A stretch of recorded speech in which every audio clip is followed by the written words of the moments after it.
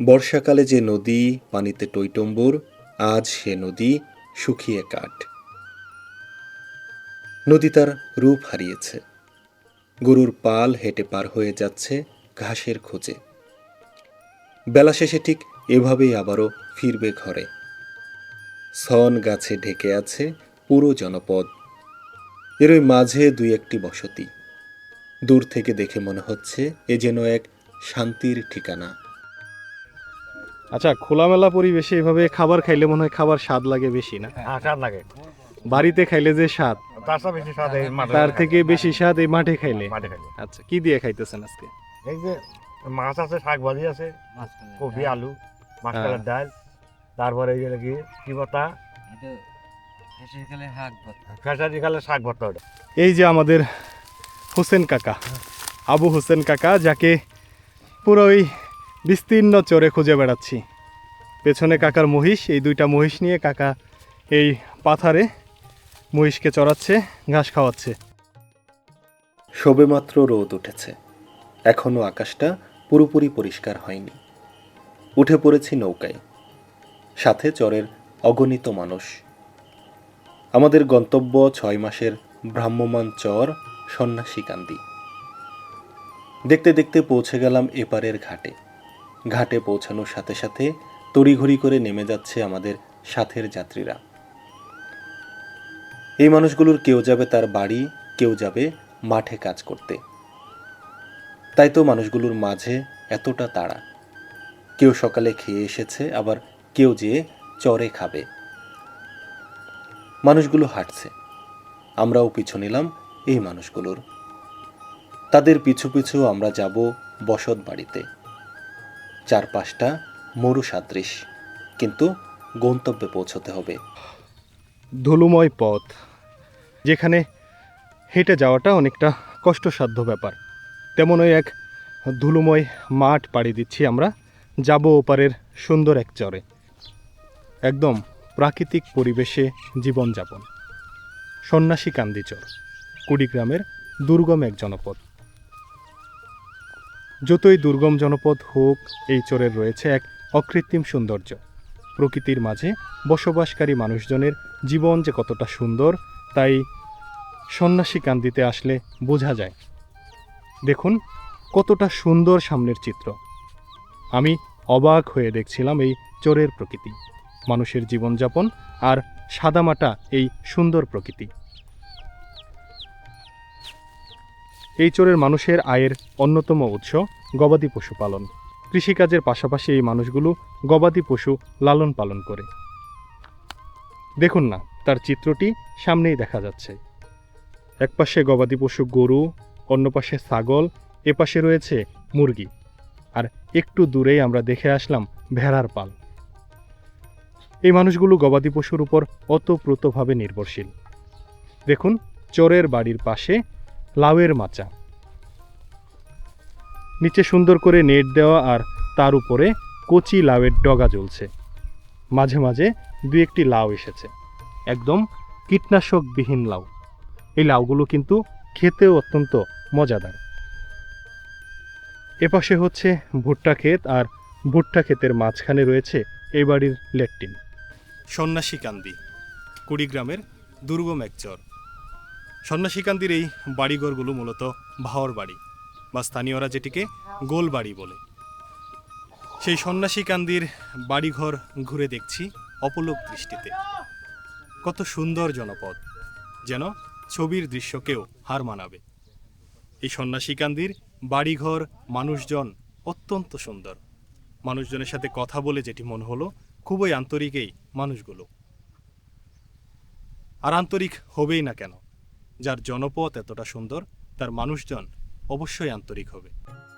চর তার রূপ বদলায় প্রতিটা ঋতুতে। একসময় যেখানে স্রোত বয়ে গেছে, সেখানে আজ গরুর পাল হেঁটে পার হচ্ছে। চরাঞ্চল এভাবেই প্রতিটা ঋতুতে পরিবর্তিত হয়। আজ যেখানে বাড়িঘর, কাল সেখানে নদী। চরে এসে যেটি লক্ষ্য করলাম, কৃষক ভাইয়েরা খাবার খাচ্ছে একটি বাড়ির সামনে খোলামেলা পরিবেশে। আচ্ছা, খোলামেলা পরিবেশে এভাবে খাবার খাইলে মনে হয় খাবার স্বাদ লাগে বেশি না? হ্যাঁ স্বাদ লাগে, বাড়িতে খাইলে যে স্বাদ, তার চেয়ে বেশি স্বাদ এই মাঠে তার থেকে বেশি স্বাদ এই মাঠে খাইলে। মাঠে খাইলে। আচ্ছা, কি দিয়ে খাইতেছেন আজকে? এই যে মাছ আছে, শাক ভাজি আছে, কপি আলু, মাছকালের ডাল, তারপরে এই যে কি ভর্তা, ফেসারি কালের শাক ভর্তা। ওটা বাহ, মাশাআল্লাহ, খুব সুন্দর খাবার। হ্যাঁ। একদম চরে উৎপাদিত বিভিন্ন শাকসবজি দিয়ে রান্না হয়েছে বিভিন্ন পদের খাবার। বাড়িঘরে খাবারের থেকে এভাবে খোলামেলা পরিবেশে ক্ষেতের আইলে বা বাড়ির উঠানে বসে খাবার খেতে খুব মজা লাগে। কৃষক ভাইয়েরাও সেটিই বলছিল। আমি যদি একটু ঘরের ভেতরে দেখাই, ঘরের ভেতর কবুতর কবুতর তার নিজস্ব ভঙ্গিমায় ডেকে চলছে। দেখুন, একদমই খুব কাছে, আমার ঠিক হাতের সামনে কবুতর।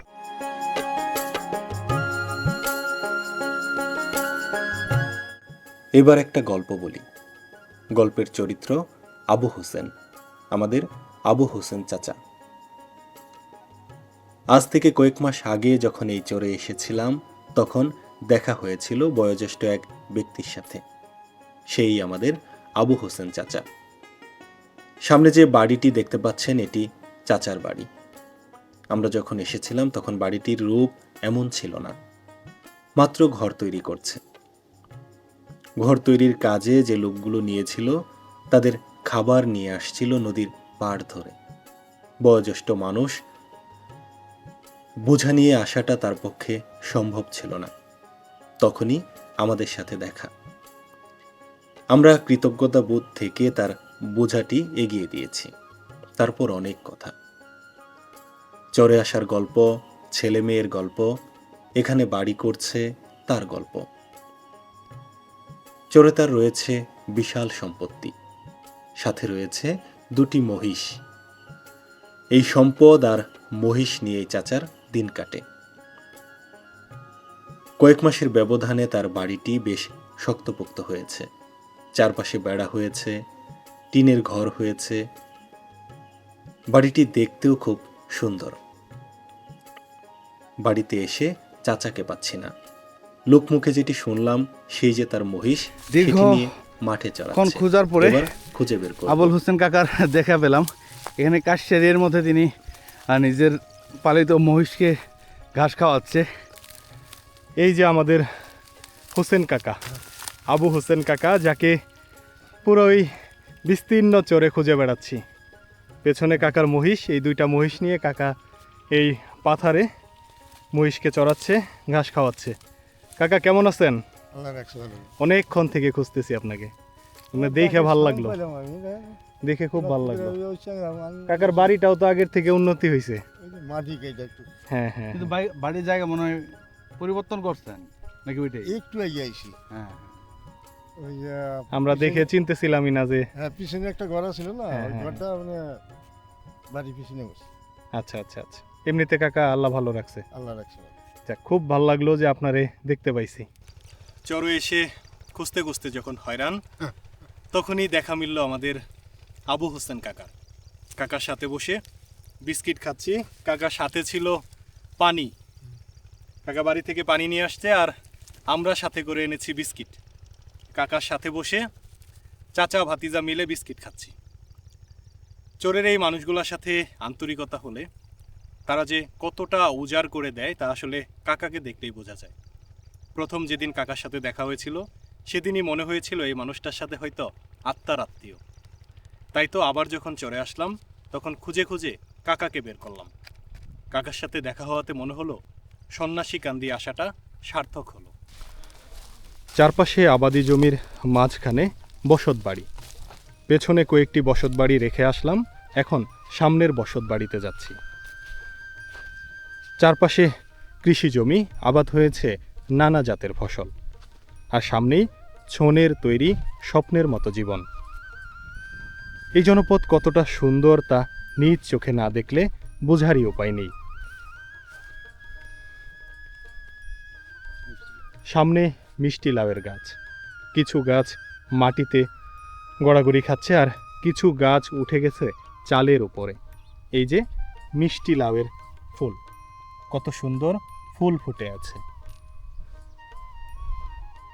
আর তার পাশেই বসতবাড়ি, এই বসতবাড়ির উপরেও লাউয়ের মাচা, আর সামনে দৌড়াদৌড়ি করছে মুরগি। একটু ভেতরে যদি প্রবেশ করি এই বাড়িতে লালন পালন হয়েছে দেশীয় গবাদি পশু। এই যে গবাদি পশুর ছোট্ট বাছুরগুলো উঠানে শুয়ে আছে, আর বড় গরুগুলো আছে আউরি ঘরের নিচে। আর তার ওই পাশে ছনের তৈরি বাড়িঘর। চরের এই মানুষদের বাড়িঘরে রয়েছে এক প্রাকৃতিক রূপবৈচিত্র্য। প্রকৃতির মাঝে বসবাসকারী মানুষগুলো অত্যন্ত সাদামাটা। কুড়িগ্রামের এই মানুষগুলো নানা ধরনের দুর্ভোগ আর দুর্যোগকে সঙ্গী করে চলাফেরা করে। ঠিক তেমনই এই চরটি, এই চরেও রয়েছে নানা ধরনের দুর্ভোগ। বিশেষ করে যখন বন্যা আসে তখন এই মানুষগুলোর দুর্ভোগের মাত্রা আরও বেড়ে যায়। সন্ন্যাসীকান্দি চর, জি সন্ন্যাসীকান্দি চরে বসবাসকারী এক ভাইয়ের সাথে কথা বলবো। ভাই, কেমন আছেন এই চরে? এই তো আলহামদুলিল্লাহ ভালো আছি। আপনারা মূলত কয় মাস থাকেন এখানে? এখানে 6 মাস থাকা হয়। 6 মাস থাকেন, হ্যাঁ। বাকি 6 মাস কায়েমে কাইমে হয়, ওপারে বাড়িতে থাকেন। পানি ওঠে। হ্যাঁ, এখন কি ধরনের ফসল আবাদ করেছেন এই চরে? এই ধরেন ভুট্টা, গম, ধান, এগুলো আবাদ এগুলা করেছেন? সরিষা, বাদাম।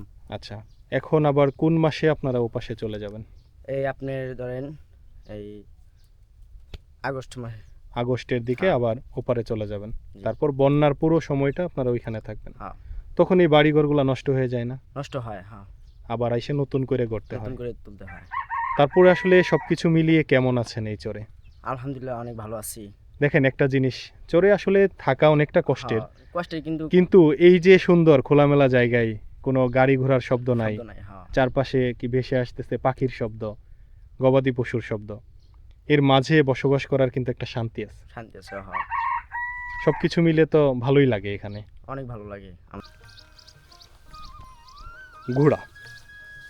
ঘোড়া বা ঘোড়ার গাড়ির সাথে জড়িত চরের মানুষের নানা ইতিহাস।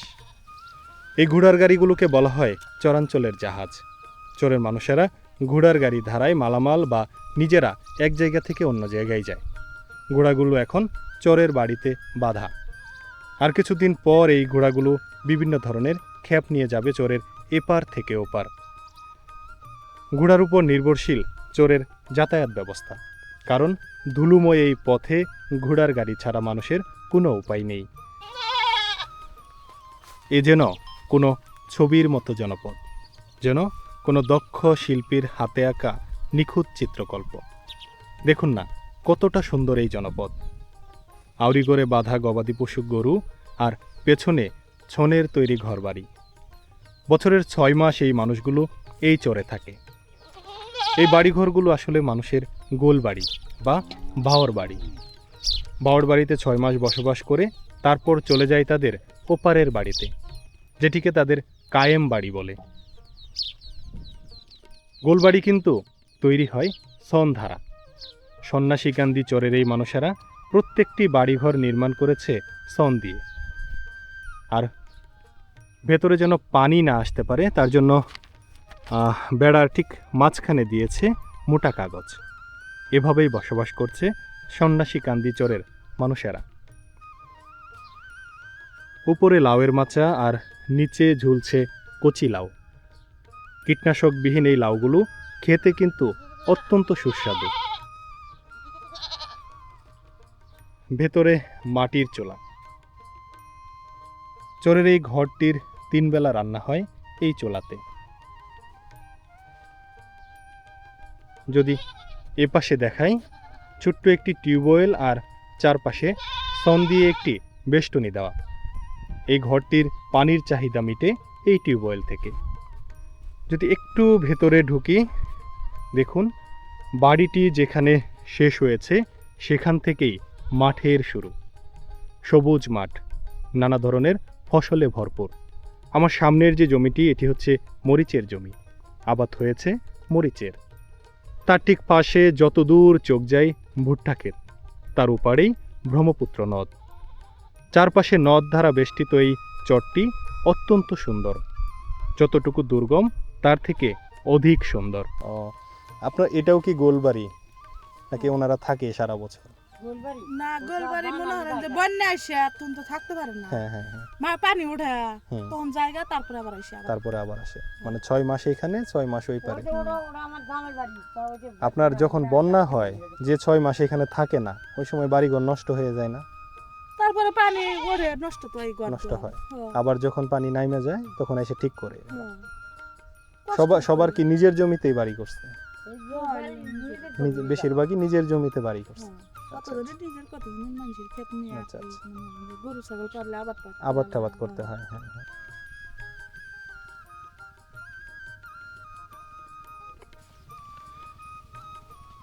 ছয় মাসের চর, সন্ন্যাসীকান্দিকে বলা হয় 6 মাসের চর।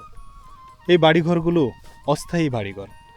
এখানে বছরে 6 মাস মানুষ বসবাস করে, বাকি 6 মাস থাকে ওপারের কায়েম বাড়িতে। যারা কায়েম শব্দটির সাথে পরিচিত নয় তাদেরকে বলি, ওপারের শুকনো জমি বা ওপারের নদীর পাড়কে বলা হয় কায়েম। সেই কায়েমে বসবাসকারী মানুষ এখানে জমিজমা কিনে বা পৈতৃকভাবে যে জমিগুলো পেয়েছে সেই জমিতে আবাদ করে নানা ধরনের ফসলের, তারই মাঝখানে তৈরি করে নিজেদের বাড়িঘর, 6 মাসের বাড়িঘর। 6 মাস এই বাড়িঘরগুলোতে থাকে, বাকি 6 মাস চলে যায় ওপারের বাড়িতে।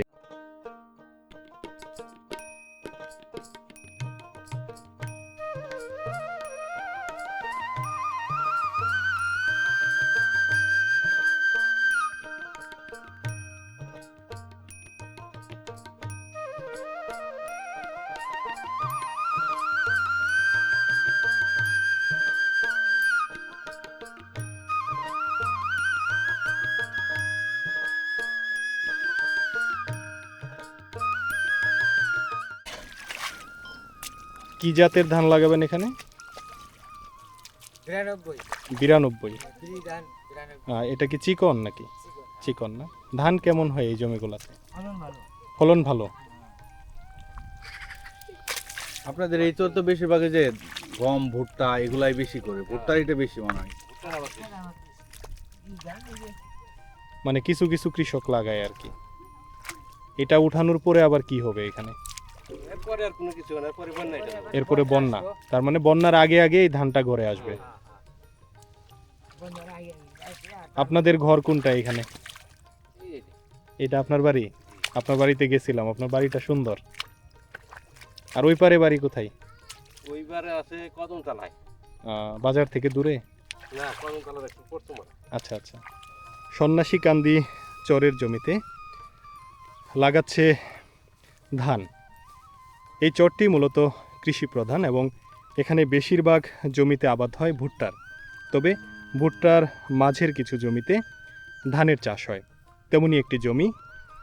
ভাই কি ধান লাগাইতেছেন এটা? 92। এটা তো বন্যার আগে আগে উঠবে না? কতটুকু জমিতে লাগাইতেছেন এবার?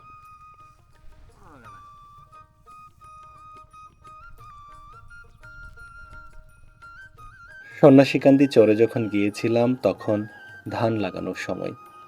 কৃষকেরা মাঠে ধান লাগাচ্ছে। আমরা তাদের সাথে গল্প করছিলাম নানা বিষয় নিয়ে।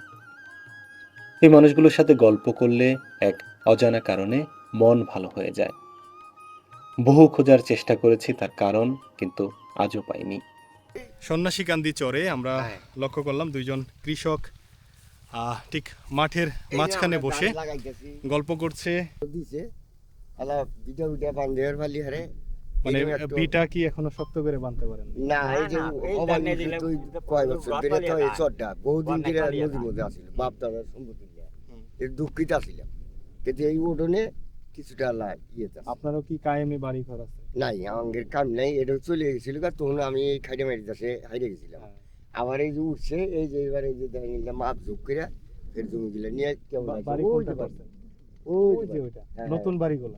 হ্যাঁ, ওই নতুন বাড়ি। আপনারা সারা বছর থাকেন? হ্যাঁ, এখানে বেশিরভাগ এরা হচ্ছে ওপারে কায়েমে চলে যায়। আমাদের নাই। কাকা কি করতেছেন? আমার নাই, আমার এই যে বাড়িঘর নাই আমার, এই যে বর্ষার সময় নিয়ে থাকা নাই, বন্যার সময় নিয়ে থাকা নাই।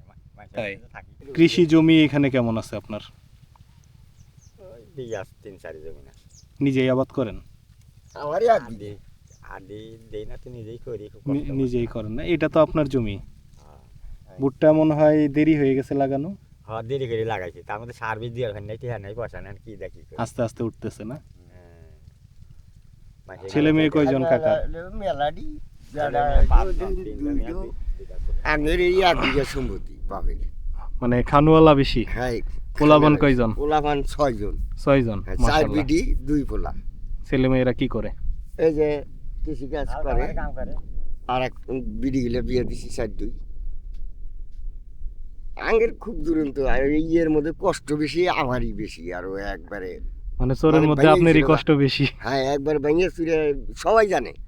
আমি এই মাত্র এই 1 বছর ধরে এখানে হেরে আছি। তারপরেও কাকা যে শরীরটা তো সুস্থ আছে না? হ্যাঁ শরীরটা আল্লাহ দিলে আপনাকে ইয়ে ভালো ওইটাই আছে। হচ্ছে বড় সুখ। হ্যাঁ এইটাই, আপনার কিন্তু- শরীরটারে যে আপনি খাটাইতে পারেন, হ্যাঁ এইটাই, এটাই তো বড় বিষয়। এটাই বড় সুখ। আল্লাহ সবার দিন নিবে। দিনটা ভালো আছে দেই, বাল বাচ্চা ঘটে এখন কষ্ট হচ্ছে, কামলা ফাইট দিয়ে চালাইতেছে। পোলাপান কিছু করে না ছেলেরা? এই যে কামলা চল্লি দেয়, আচ্ছা আচ্ছা। এই তাছাড়া তো আর কি করবো, আমি তো আর টিয়া পাশে নাই গেছে একটু ব্যবসা বাণিজ্য করবো।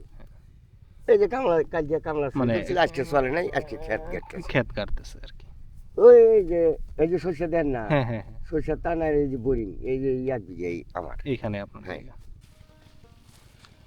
চরের জমি, জমি তো নয় যেন সোনা। চরের এই জমিগুলো অত্যন্ত উর্বর। আমি যদি একটু সামনে দেখানোর চেষ্টা করি, ওপাশে বসতবাড়ি, তার থেকে একটু নিচু হয়ে এসে আবার জমিগুলো উঠে গেছে উপরে, আর এই পুরো জমিতে আবাদ হয়েছে গমের।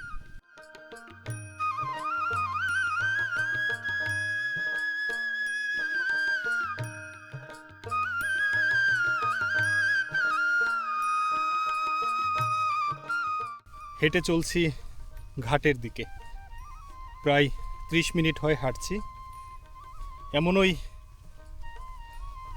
দুর্গম চর যেখান থেকে ঘাট পর্যন্ত আসতে বেশ বেগ পোহাতে হয়, বিশেষ করে শীতের এই সময়টায় বালুময় প্রান্তরে হেঁটে চলা অত্যন্ত কষ্টসাধ্য। প্রিয় বন্ধুরা, দেখা হবে নতুন কোনো ভিডিওতে, নতুন কোনো জায়গায়। সে পর্যন্ত সকলে ভালো থাকবেন, সুস্থ থাকবেন। আল্লাহ হাফেজ।